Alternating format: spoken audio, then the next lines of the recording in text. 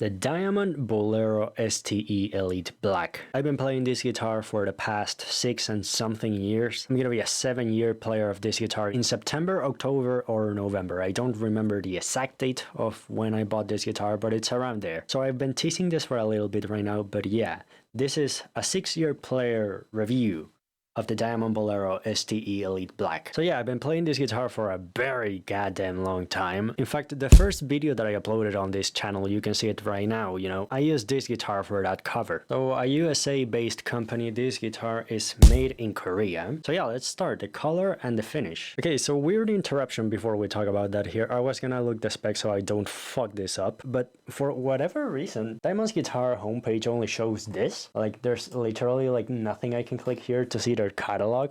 Sup People, editing Fernus here. So I found a page that actually works. The only thing worth mentioning is that it's not their official page for whatever reason. You have to specifically search for their custom shop and then you'll be able to actually see their guitars. So yeah, I don't know why that is, but it is what it is, I guess. Okay, so yeah, as you heard, the Elite Black part of it is what I understand is just, the black color. Elite is for marketing, I guess. It does have the word Elite in the 12 fret section, which you might think it actually looks cool as much as it might look condescending, I guess. So yeah, mahogany body, mahogany neck as well, and ebony fretboard. No! Some people editing Fernus here again. Apparently, no, it is not an ebony fretboard. Apparently, it is Richlight, which apparently is a material made from paper. Either case, though, Richlight or ebony, it does not change the conclusion that I have for the fingerboard. So yeah, let's keep going. Just wanted to clarify it just in case. I'm not sure which specific frets these are. I cannot seem to find that yet. And let's start with the color, because what I do remember is that the guitar did have a gloss finish that I'm not sure how well you're gonna be able to see that in this video.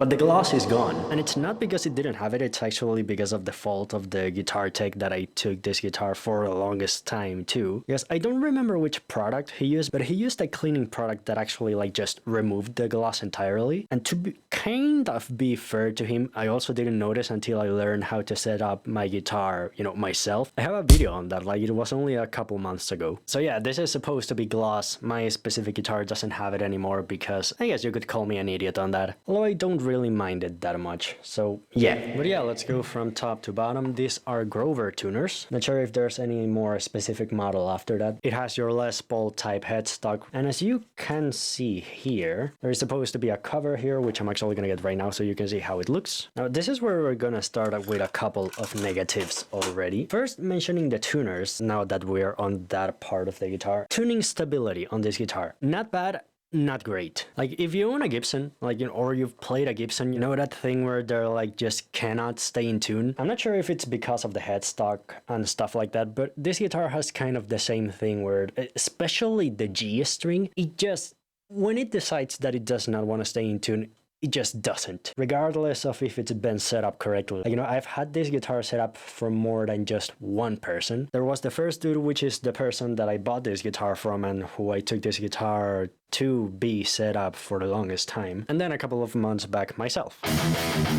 So yeah, it's not like it doesn't stay in tune ever, but if you were to plan to use this guitar for studio recordings and that stuff, live playing, and you want a guitar that doesn't need to be tuned in between songs all the time, and I would say this guitar is probably not for you already. Now going on to the point of the truss rod cover, this is how it looks like. And I think it actually looks pretty good, so you might wonder, why the hell do I not keep it on and have this string cover on that part? And that is because if you ever want to adjust your truss rod, if you do it, I don't know who the designer was, but they had the genius idea that I hate so much that people do, where you have 2 screws that line up almost directly with 2 strings. One is very near to the 2nd string, and the other one is almost dead on with the 5th string. So it will happen to you that if you're screwing in or out because you want to adjust your truss rod, that the screw will start a thing where you have to push the string to the side if you don't want to screw the string as well. So yeah, I like adjusting my truss rod myself. If you also like doing it, then very annoying design, and that's why I prefer these. You cover it so it doesn't look that ugly, and you don't have to deal with the string screwing. Although you can use it like this with just one of the 3 screws. The top one, which, you know, obviously it doesn't cross with any of the strings. So yeah, depending on how OCD you are about not having 2 of the screws where they should be, this might matter or not matter to you at all, you know? Now for the nut, I don't really have tools to tell you the quality of the nut. The only thing that we can do is the Phil McKnight thingy where you push with your ring finger the 3rd fret, and with your 1st finger you just press down on the 1st fret. Now it isn't quite laying on the fret, but by very little, and that's what Phil McKnight considers a fantastic job on this part. Now for the neck and the fretboard, like they're both pretty comfortable, the fretboard and also the neck. I would say that the neck is not like anything really special, it's just an appropriate neck. The fretboard I remember when first playing this guitar is that thing where, like, if you've never played a guitar with a better fretboard before, like you notice it immediately, but I also get used to it like absurdly fast. Like, you know, trying this guitar in the store, basically, I played it a little bit, and then like that magic feeling of like a good fretboard, it was gone. And then after all these years, obviously, I'm like way too used to it. So yeah, I think that's how I would put those two. Like nothing really special, just appropriate, you know? I'm not sure what the shape specifically of the neck is. If you don't know if it's a C shape or that stuff, then sadly I do not know. The other thing I should mention is that this is a neck through design. As you can see, there are no bolts, no nothing, just neck through. As for how comfortable it is on the higher frets, I also feel like it's kind of the same like a Les Paul that has the cutout on this part. You can access the higher frets without much issue, although if you do play your guitar with your fingers like this, you know, not like this, but rather more straight on, then it can be a little short for the 24th fret. It's a little bit better for the 23rd fret, and for the 22nd it's basically no issues. So yeah, not the most comfortable, but also not uncomfortable. I like going up to these frets. I do know a few songs that do go with bends on these frets and stuff like that, and it's really never been an issue for me, although I do play with my fingers more like this rather than straight on. The only part where I would argue that it's uncomfortable is if you're using the lower strings on this very high frets. The access to the higher part of the frets, because of the, you know, Les Paul design, not very comfortable. So if you use these frets on these higher parts, not the most comfortable guitar for that. If you want more specifics, I tell you that it's still very comfortable until the 19th fret. From between 20 to 24, it does start getting more difficult to play. And again, this is with my fingers at an angle. Like if you play it straight on, then you can use your pinky and that might help you for a few more frets. But yeah, like, you know, for the big most of metal riffs, even if they're using very high frets, it's for the most part, I would argue, a non-issue. Unless, you know, you use these frets on lower strings quite often. Then moving down the stack of the guitar, we get to the pickups. This is an EMG 81 and an EMG 85. 3-way switch design, so, you know, only this one, both of them, and only the 85. Here's a few sound clips of those. And all these clips, by the way, I'm doing it with the tone knob at max.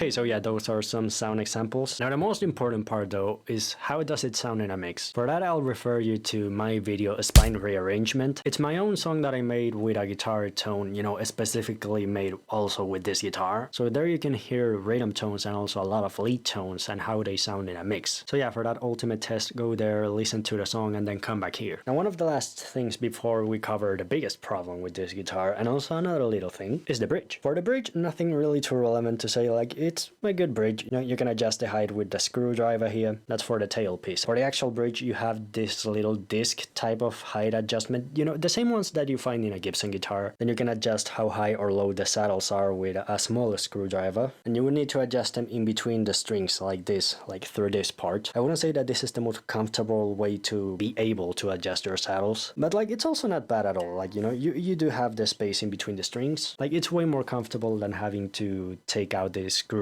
from the truss rod cover. Next thing is weight. So the first thing I would say on this front is that, you know, it's as heavy as most Les Pauls, I would probably tell you. I played a fair bit of them, you know, from friends, from other people I know that actually have Les Pauls. This basically feels like that, so if you like heavy guitars, you'll like this. If you don't like heavy guitars and you want your guitar to like almost be like a feather, then this guitar is not for you. If you like feeling that weight, like you have to be strong to like not feel the pain on your shoulders after standing up for a long time, then you'll like the weight of this guitar. If you don't, then, you know, the opposite. For example, for me, you know, I'm not a particularly strong guy, as you can see. Playing this guitar standing up for too long, so I don't know, like an hour and a half or 2 hours, which would be like most of long shows, you know, like, you know, your band rehearsal, you will start feeling this guitar on your shoulders if you also don't really do that much exercise like me. Now for the balance test, this one's pretty simple. I'm just gonna put the strap on and then we're gonna see if the guitar can stay in this position, which is how I feel like most people like to play it, or if it will fall like this because of the weight. So this is the test just with a regular shirt on. So now I'm holding it like this, you know, here with my fingers. I'm gonna let it go here.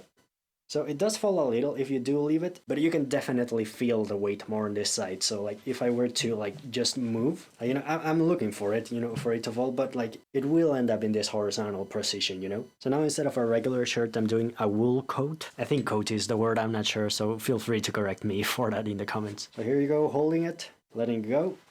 So yeah, you saw that. I don't think it's the worst, but it definitely falls in the category from like meh to bad. If you're like most people and you like your guitar to, you know, have it on this angle and keeping it like this, then this guitar will not do. Now let's talk about the worst thing of this guitar. I've hinted at it a little bit, I think, already in this video. And if you paid attention, you know that it's also not the thing that I have talked about a lot in depth in this video already. And that's gonna be the worst part of this guitar. The frets. Again, not the fretboard, as I already said, that's very comfortable.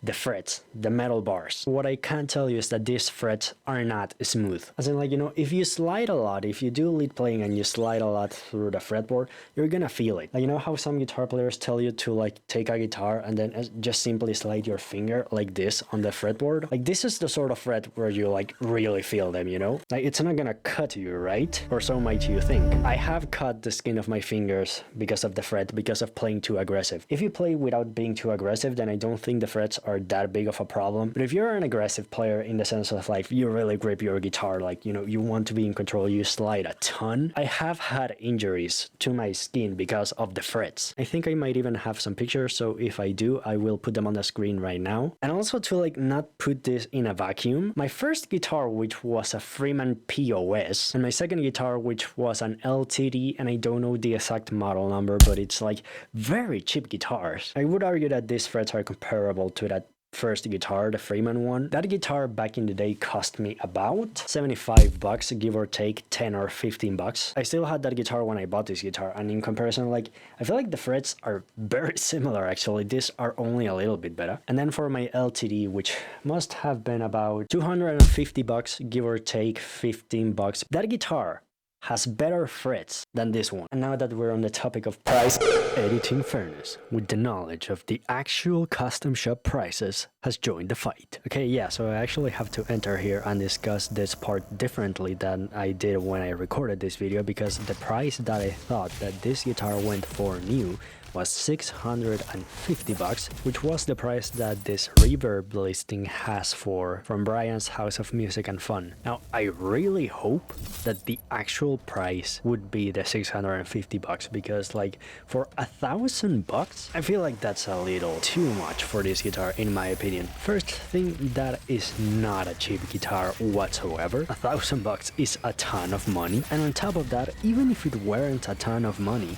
there's a lot of competition in this price range. Like my brother in Satan, you are charging $1,000 for a guitar that does not have locking tuners. So yeah, the only thing that I will tell you for the ending and my conclusion on this guitar is that while I don't think that my conclusion changes that much, just keep in mind when you hear it later on that my opinion now, knowing the $1,000 asking price from the custom shop, if that is the actual price that Diamond wants to sell this guitar at, then it becomes a lot more of a tough sell for me. And that is being generous, I think, if not it's straight up saying that you should not buy this guitar at all under any circumstance. Like honestly, at $1,000, I would personally, as an owner of this guitar for this damn long, would probably be looking at other guitars and at other brands. I am right now of the opinion that $1,000 is too much for this guitar. Back when I bought it 6 years ago, I did